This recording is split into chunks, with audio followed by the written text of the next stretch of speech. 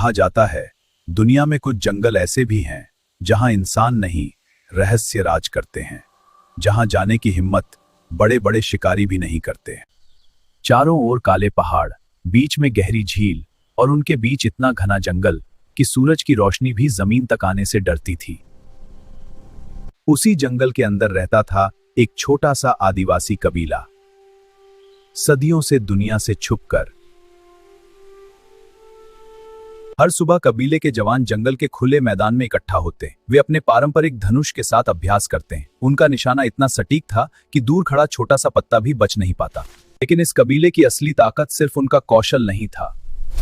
इस जंगल में उनकी रक्षा करने वाला एक ऐसा रक्षक था जिसके बारे में बाहरी दुनिया को कोई अंदाजा नहीं था। उस रक्षक की कहानी पीढ़ियों से सुनाई जाती थी।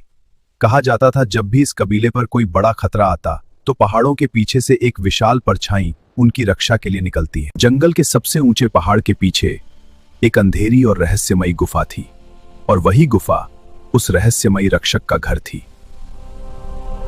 वह कोई साधारण जीव नहीं था, वह था एक विशालकाय बंदर जिसकी ऊंचाई पेड़ों और पहाड़ों से भी बड़ी लगती थी।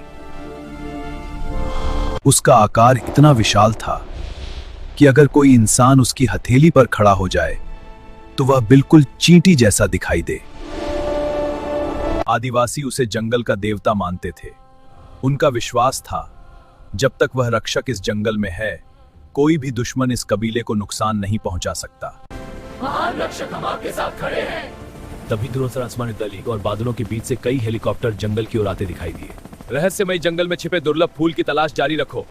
मुझे पता चल चुका है कि इस जंगल में एक दुर्लभ फूल छिपा है। कौन सा फूल सर? जिससे अमृता का अमृत बनाया जा सकता है। तो हम कहां उतरेंगे? मैं बता दूंगा, तैयार रहो। जैसे ही हेलीकॉप्टर नीचे उतरने लगे, जंगल की हवा तेज हो गई, पेड़ जोर जोर से हिलने लगे और आदिवासी समझ गए कि जंगल की शांति अब टूटने वाली है। हेलीकॉप्टर जैसे ही जंगल के ऊपर मंडराने लगे, विशाल बंदर ने धीरे धीरे आसमान की ओर देखा। उसकी आंखों में अचानक गुस्सा चमक उठा।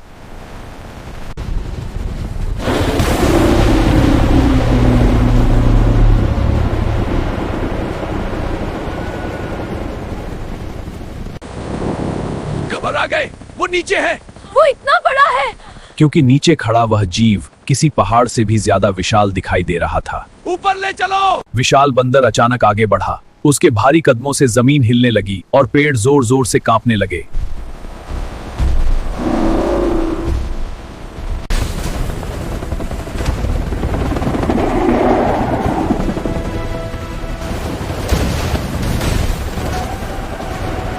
जैसे ही विशाल लोहे के रोबोट जंगल की जमीन पर उतरे, उनके भारी कदमों से धरती जोर जोर से कांपने लगी और आसपास के बड़े बड़े पेड़ टूटकर गिरने लगे। महाविशाल बंदर चारों तरफ देखता है, लेकिन उसके सामने अब सिर्फ रोबोट और सैनिकों की पूरी फौज खड़ी थी। कुछ पल के लिए वह खुद को अकेला महसूस करने लगा।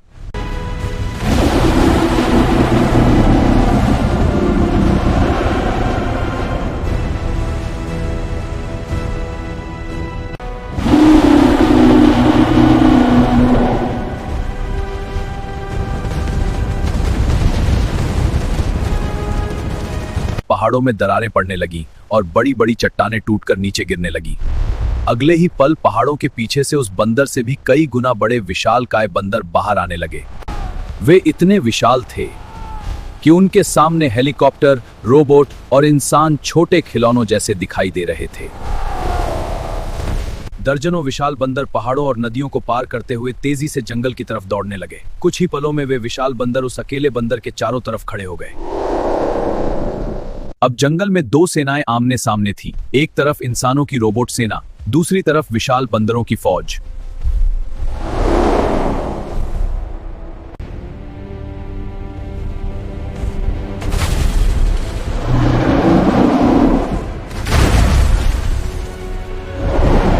इसके साथ ही जंगल में भयानक युद्ध शुरू हो गया।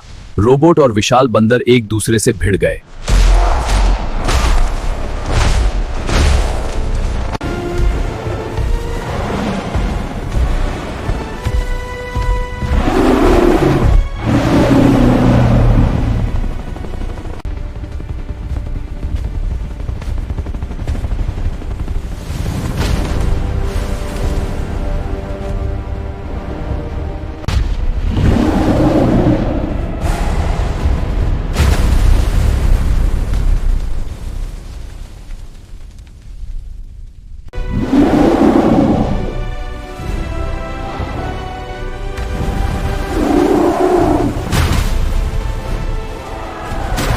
जंगल में चारों तरफ टकराव की भयानक आवाज गूंज रही है।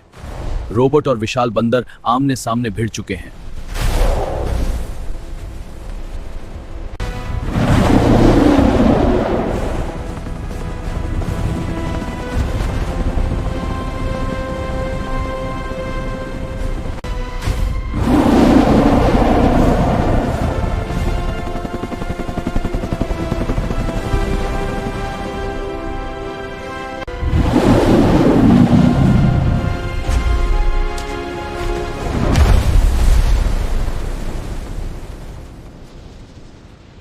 लेकिन आर्मी भी लगातार हमला कर रही है।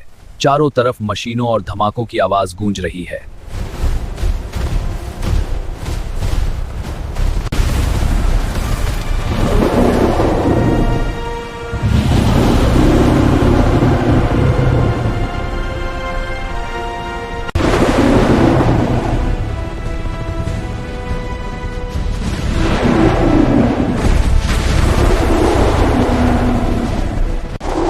दोनों के टकराते ही जोरदार धमाका होता है और आसपास की चट्टानें टूटकर गिरने लगती हैं।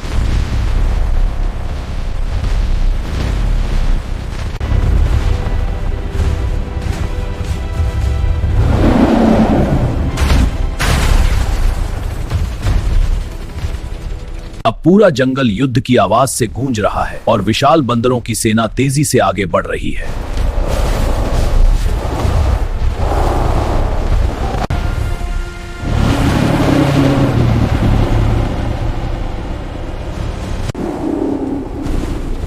अपनी हार देखकर कमांडरों ने हेलीकॉप्टर और हवाई जहाज बुलाने का आदेश दिया।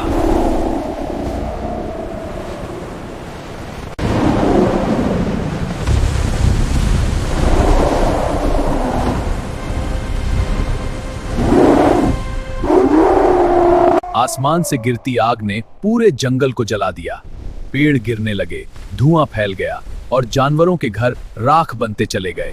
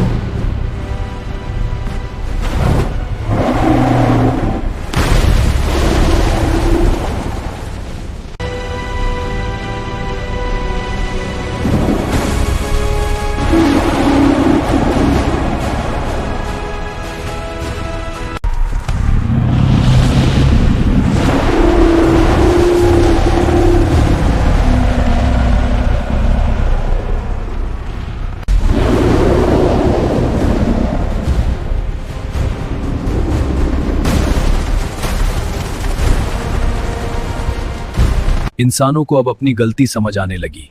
जंगल जलाने का फैसला अब उनके अपने शहर को तबाही में बदल रहा था। लेकिन विशाल बंदरों का क्रोध रुकने वाला नहीं था। इमारतों से ऊंचे उनके कदम शहर की हर सड़क पर गूंज रहे थे।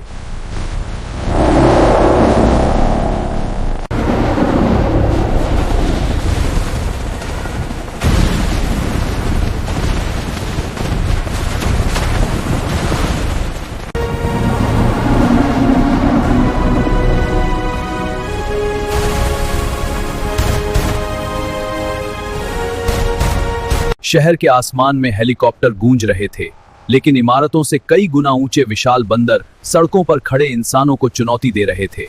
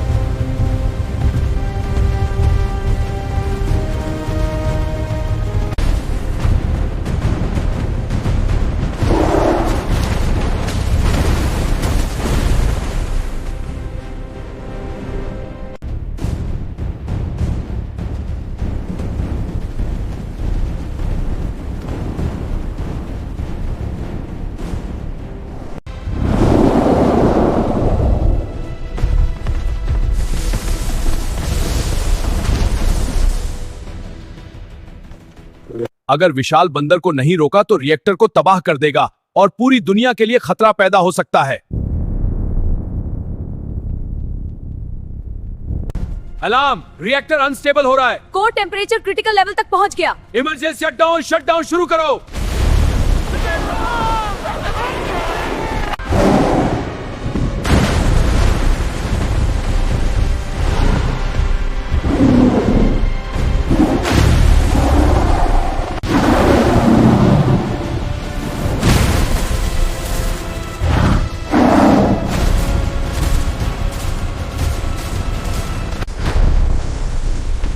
अगर यह रिएक्टर फटा तो पूरा इलाका नहीं, पूरी दुनिया खतरे में पड़ सकती है।